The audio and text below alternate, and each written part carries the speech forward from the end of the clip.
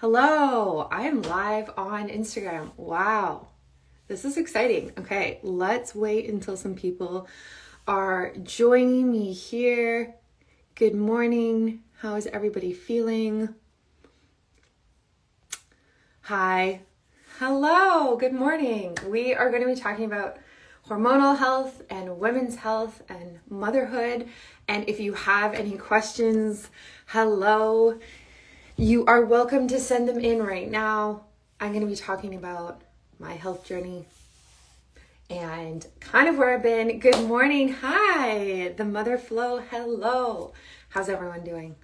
Okay, so my name's Brittany. I am a registered holistic nutritionist, content creator, podcaster, all of the things. And honestly, a lot of my success has actually come from sharing my own health journey and my own difficult things that I have been through, and putting things into remission like PCOS, gut health issues, fertility problems, all of these things that I've kind of been through.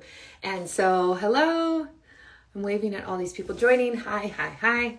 And if you have any questions while you're listening, obviously, please put them in the chat. You can see the comment right below and I will be happy to help. So happy Mother's Day weekend, whether you are a new mama or an older mama, or you're a dog mom, stepmom, whatever you might be. This is such an important weekend, and it is a place where we get to actually celebrate all of the really lovely mamas in our life, even if you are one yourself. So hi everyone. Oh my gosh, so many cool people are joining. Hello. So I'm going to kind of take it back a bit. I have shared my health journey a bit before, but I really want to kind of get into it. And so if you have questions along the way, feel free to ask. So I started with gut health issues when I was in high school, and I kind of didn't know it was gut health issues. I had a bunch of symptoms that really I couldn't explain. So like my hair was falling out, I had really low energy, I struggled to concentrate in school for a while, and kind of went down this rabbit hole of like not understanding why I was feeling that way and why I was having these symptoms. And then I actually went and saw a naturopathic doctor, which was amazing, and learned about alternative health, like this whole world. And wellness was not even near where it is today, not even close. And so I was kind of dabbling into it, realized I had leaky gut syndrome, parasites, what else did I have? And just a bunch of things that just really were wreaking havoc on my gut. And that kind of just started me on this whole journey of healing from the inside out. What people are calling now is like root cause medicine, even functional medicine. Obviously I wasn't calling it back then that same thing, but that's kind of how this whole thing kind of happened. And so I was able to heal those gut issues through certain foods and herbs and changing my lifestyle. And that was good for a while. I went to university, did the whole thing. And then when I was about 25, I decided to come off of birth control. So we can definitely talk about birth control if you have questions, but I was on birth control for 7 years. And at the beginning, I was on a less for 2 years. And then I had an IUD for 5 years. The Marina IUD, which I know is so popular now. And actually with my IUD, hi everyone, all these new people joining. Actually with my IUD,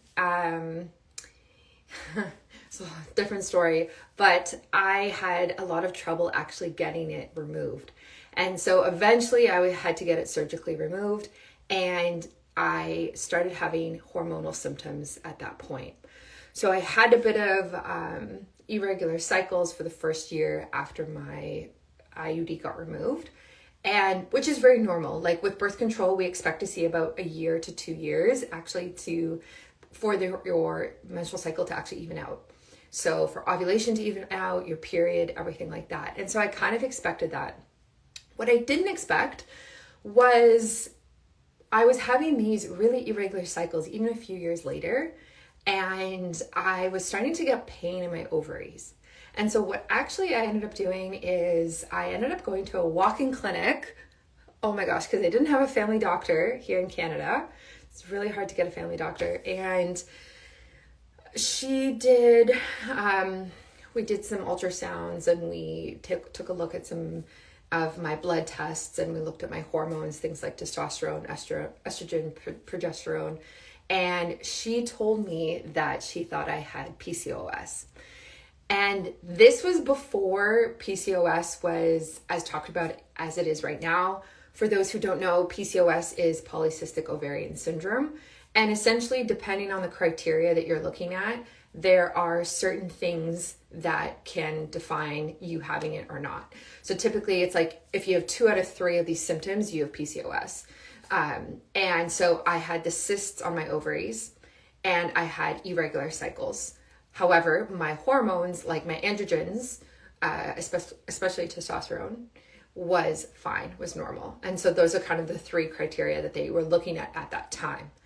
Now we know, fast forward, however many years it's been since then, maybe 5 years, we understand that PCOS is actually more of a syndrome, and it's on a spectrum.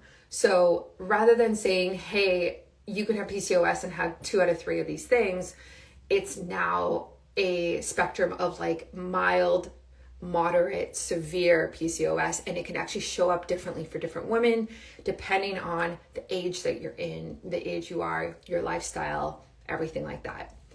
In the beginning, my understanding of PCOS was that it is a metabolic issue.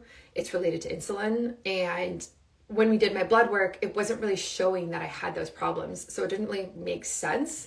And so when I saw this person, this doctor, she's like, you're not the typical type of person that we see have PCOS. And she actually referred me to a fertility clinic, which was wild. And I went to this fertility clinic, met with this fertility gynecologist expert.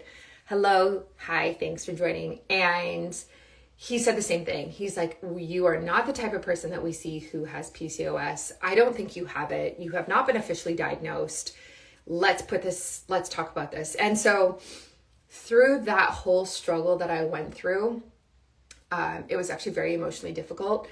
I took it upon myself to put PCOS, if I had it or didn't have it, completely into remission.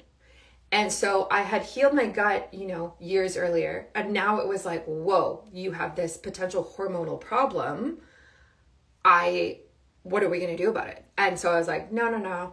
Like, I'm putting this into remission. I can biohack this. There's no way that I have PCOS. And so that's actually what I did. So through studying holistic nutrition, through lifestyle, exercise, supplementation, and everything along those lines, through studying and a lot of just like self-education, I was able to actually fully put that into remission, which was amazing. And what is so difficult about those moments, and I talk about this on my podcast and with clients and with people, is that when you have a doctor who assumes that, hey, you might have this health problem, who might just like casually diagnose you and then dismiss you, especially because it happened to me at a walk-in clinic. I remember walking out of that clinic. I was in Vancouver. I walked out and I remember like seeing black. Like I blacked out. I like had a panic attack on the street. It was so difficult. And instantly, I was like, oh my God, I'm not going to be able to have kids. Because a big reason that a lot of women are struggling with fertility today is issues like PCOS or endometriosis. And so it was so hard. I was like crying in the alley. It was wild. And I laugh now, but I was not laughing back then. It was really difficult. And I just was worried. I was like, cool, I want to have a family. How am I going to do that if I have this, big thing, this big syndrome that I didn't understand? And yeah, it was through a lot of time and effort and money, to be totally honest, that I was able to actually figure it out. And so thankfully, over time, I was able to regulate my period. I started tracking my period, and we can talk about that if you have questions about that.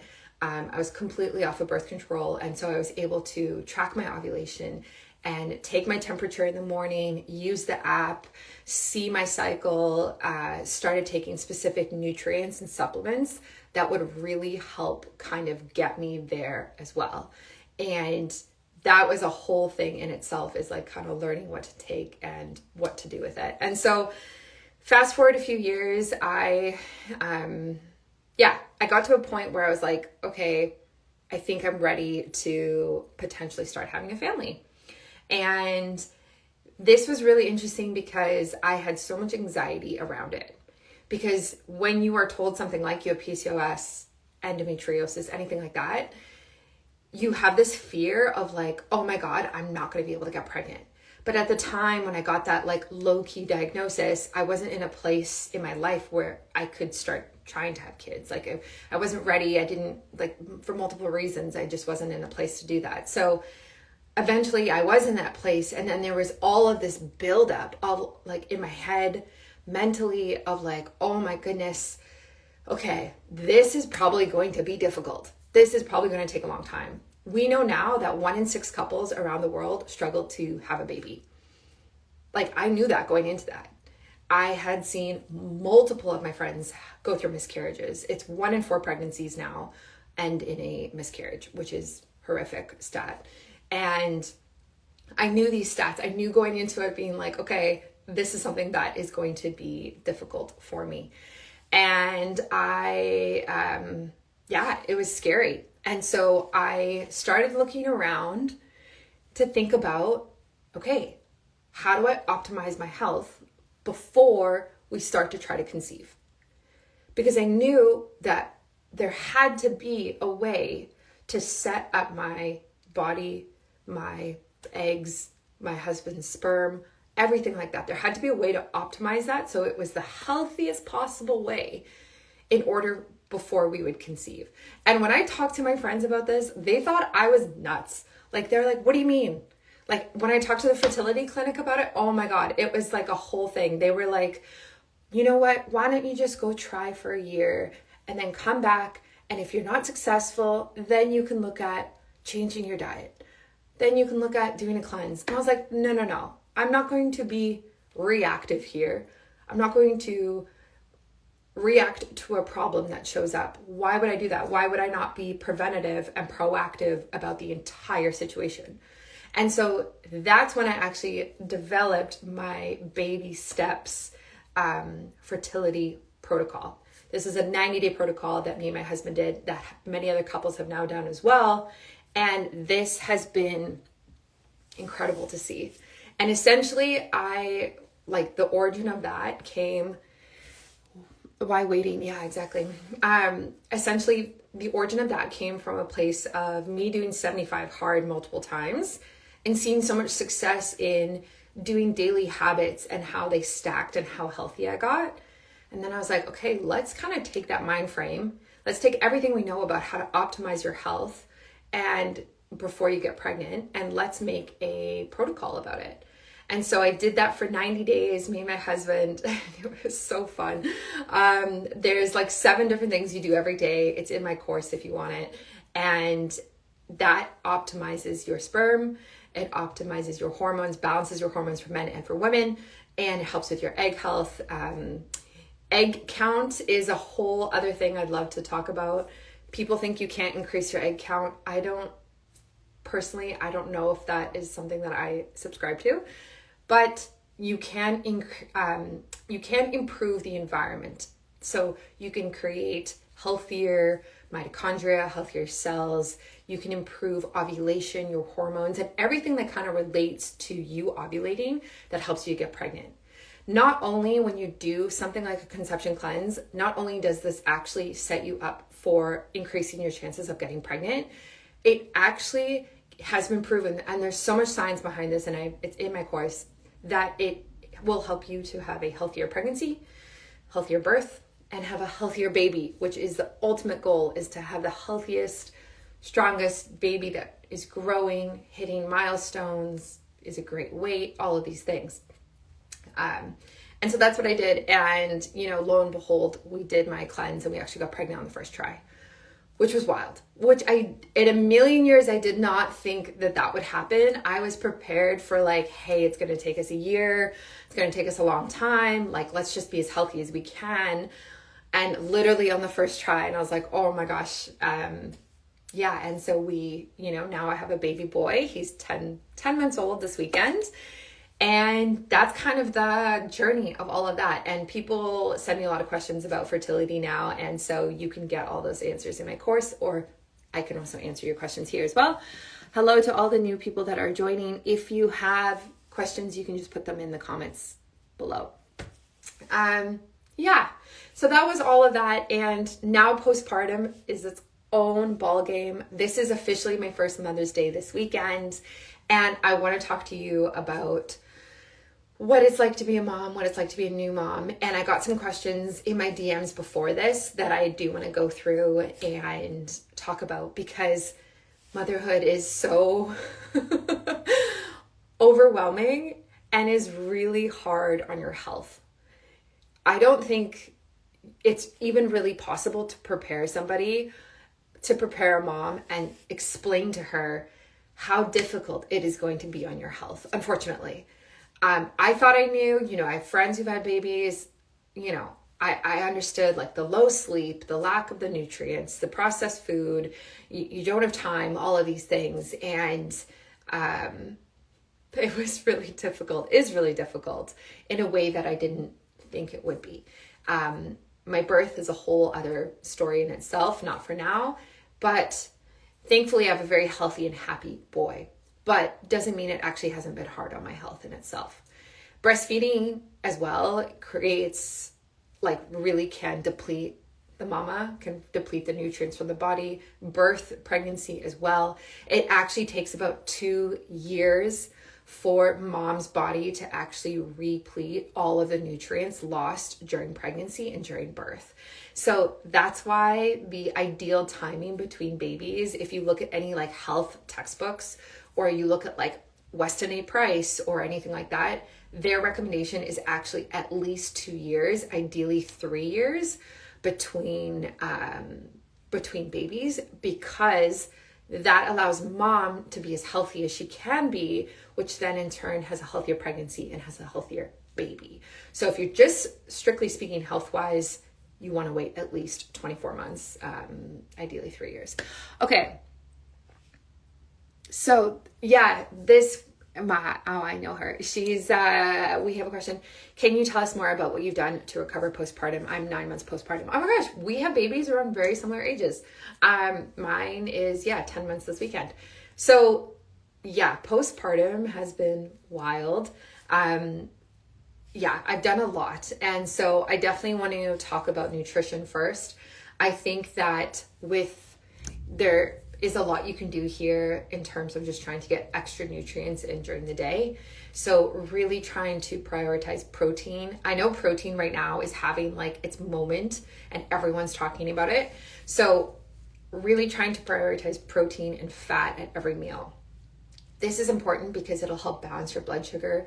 You won't have that spike if you were to just eat a bagel or something super carb loaded, and it will actually keep you fuller for longer, which means you have more energy for longer. So even just a quick hack like that, every time you look at your plate for breakfast, lunch, dinner, for your snacks, whatever it is there a source of protein and fat that is added to this? And that is so easy to actually do when you think about it. So if you're going to eat a bunch of fruit, adding nut butter is the easiest thing you can do, which has protein and fat in it.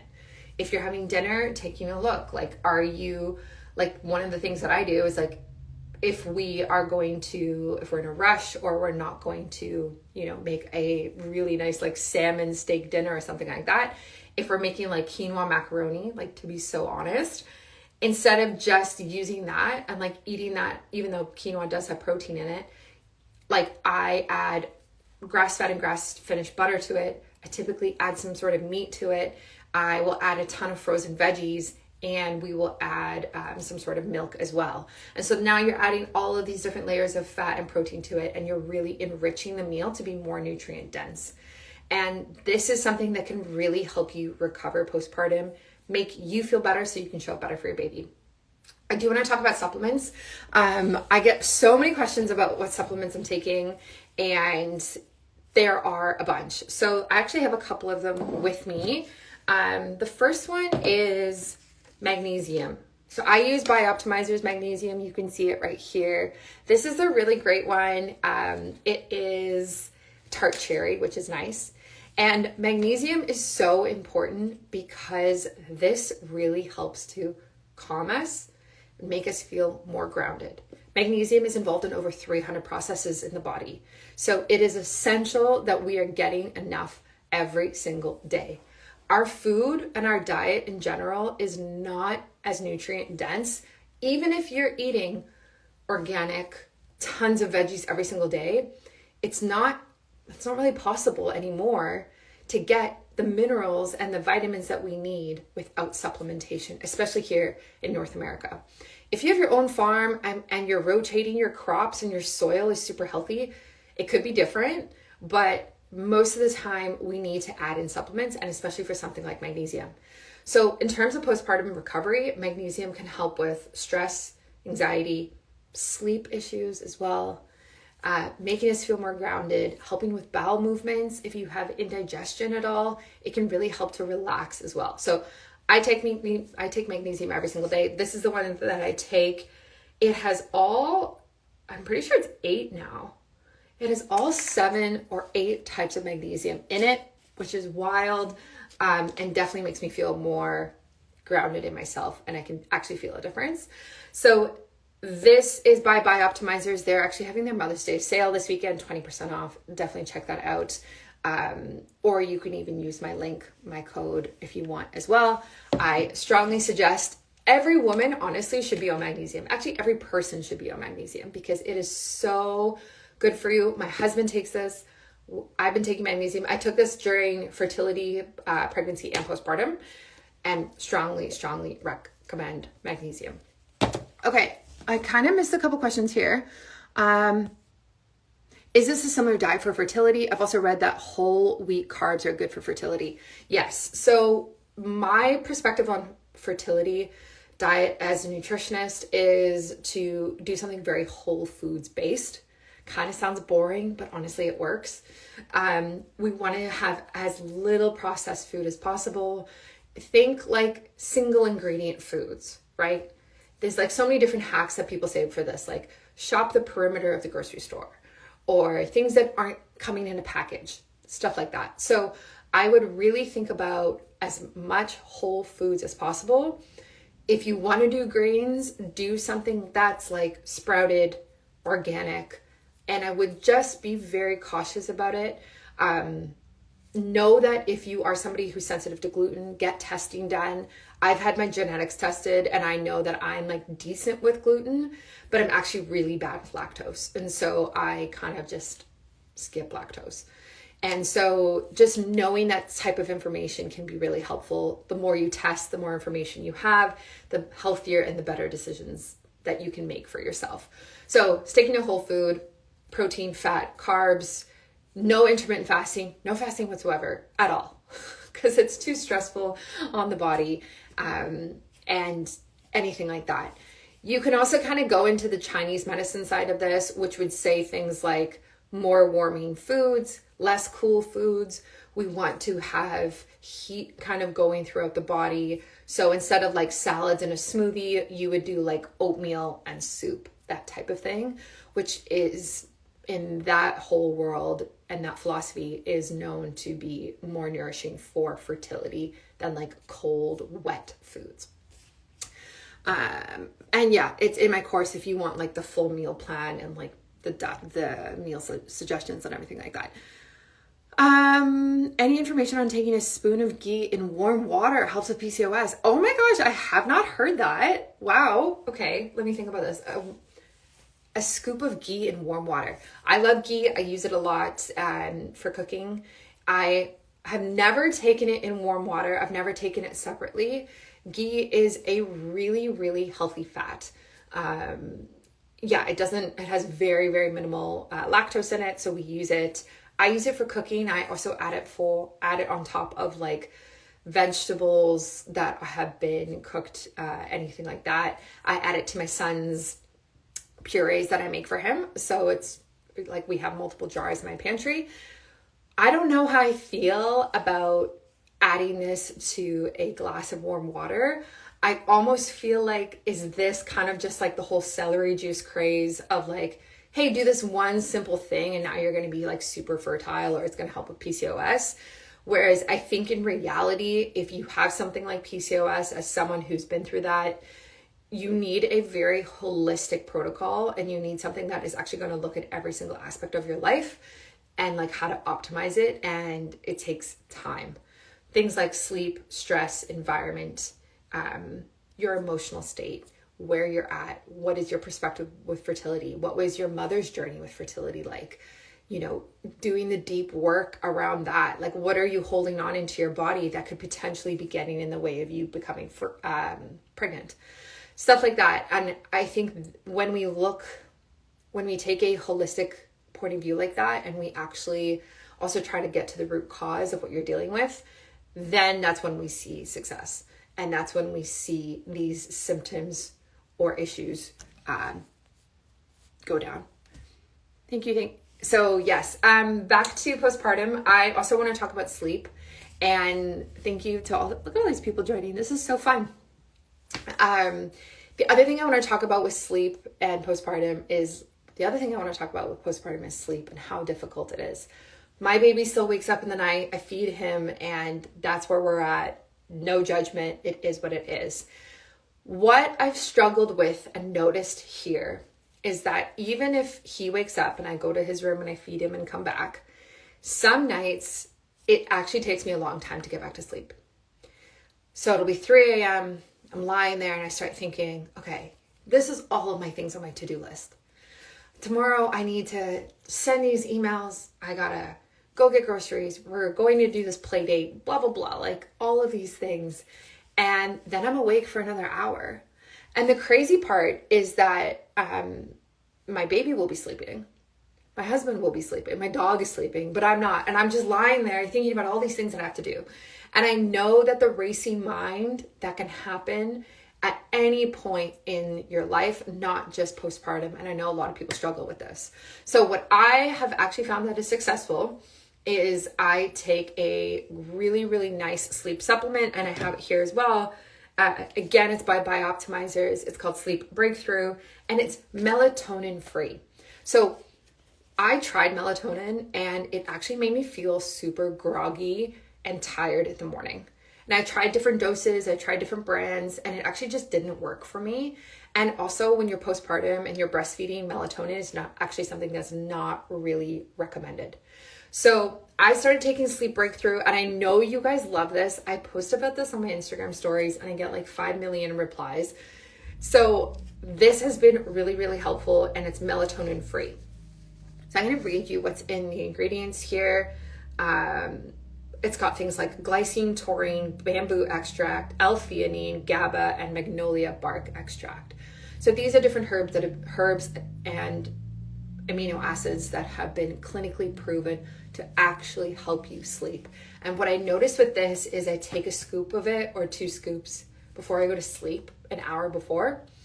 And what I've noticed is that I actually feel much more rested. And when I wake up to feed my baby and I come back, I fall asleep right away.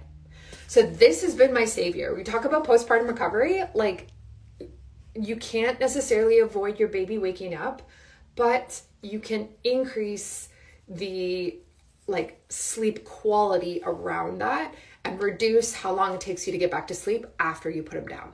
And so this is what has been really amazing that I have noticed and a difference.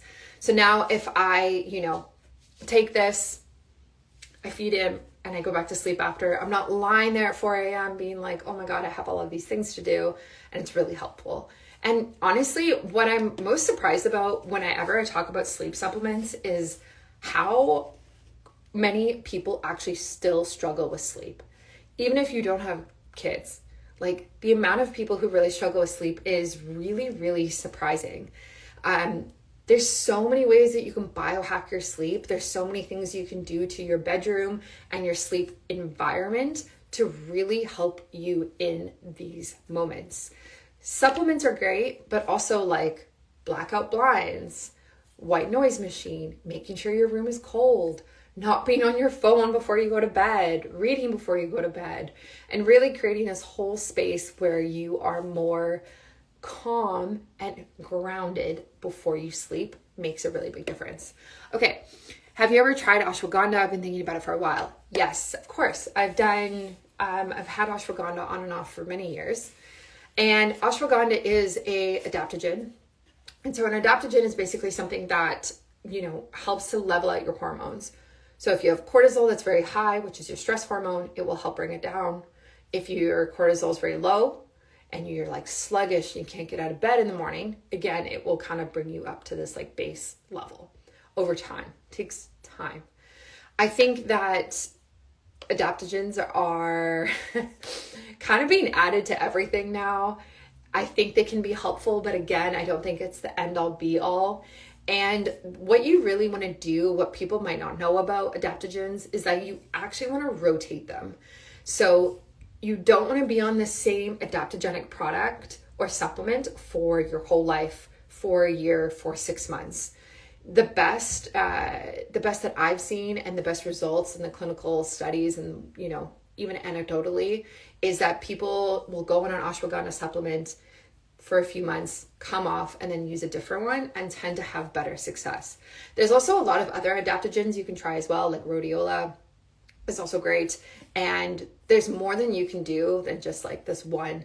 But it is funny to see how many different like health products out there now are adding adaptogens, like so many things, like sodas and chocolate. It's just like such a hot word. But you also need a certain amount to even make a difference. So is there even enough in those food products to make a difference in your health? I don't know. Okay. Have you tried Tro's or Tromune by Troscriptions? No, I haven't. I don't know what any of that is. I don't know if it's maybe not available in Canada, but I don't know what that is.